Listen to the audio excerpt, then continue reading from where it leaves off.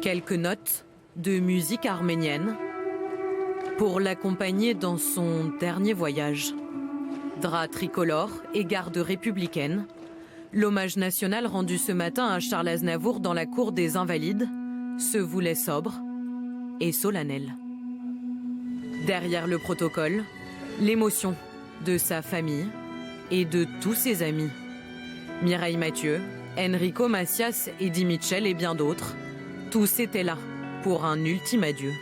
Ces chansons ne furent jamais ces rengaines d'un été qui amuse et qu'on oublie. Elles furent, pour des millions de personnes, un baume, un remède, un réconfort. Et Charles Aznavour est devenu naturellement, unanimement, un des visages de la France. En France, les poètes ne meurent jamais. Un poète français, mais resté fidèle à ses origines. Parmi l'Assemblée, des admirateurs venus tout droit du pays que ses parents avaient dû fuir, l'Arménie. C'était un grand monsieur qui a fait beaucoup de choses pour son pays. Nous, on est arrivés hier exprès d'Arménie. C'est important pour nous d'être là. Devant les Invalides aussi, des centaines de fans ont tenu à dire un dernier au revoir à l'un des plus grands ambassadeurs de la chanson française. Même si ce matin j'ai écouté du Charles Aznavour chez moi, mais j'ai tenu à venir à lui rendre un dernier hommage. Je crois que c'est ce qu'on pouvait faire.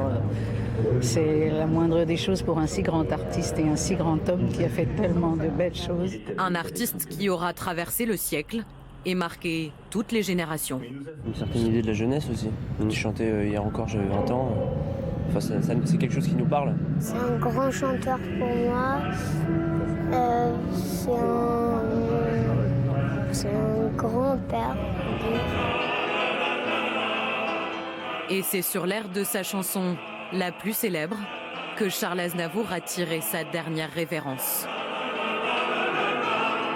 Bien sûr qu'il y a beaucoup d'émotions, parce qu'on le croyait en quelque sorte immortel. Je perds une inspiration, mais qui sera toujours là, parce que pour moi, il n'est pas parti. Comme il l'a dit le président, ces chansons resteront à jamais, même pour les générations futures, pour les bons et les mauvais moments. Que ce soit un hommage national, je pense qu'il le mérite. Et puis, vu son parcours, voilà, je pense qu'il aurait été content. Plus loin qu'au bout de la terre, c'est maintenant le pays des merveilles que Charles Aznavour va retrouver en laissant ses chansons dans tous nos esprits. La bohème, ça veut dire qu'on a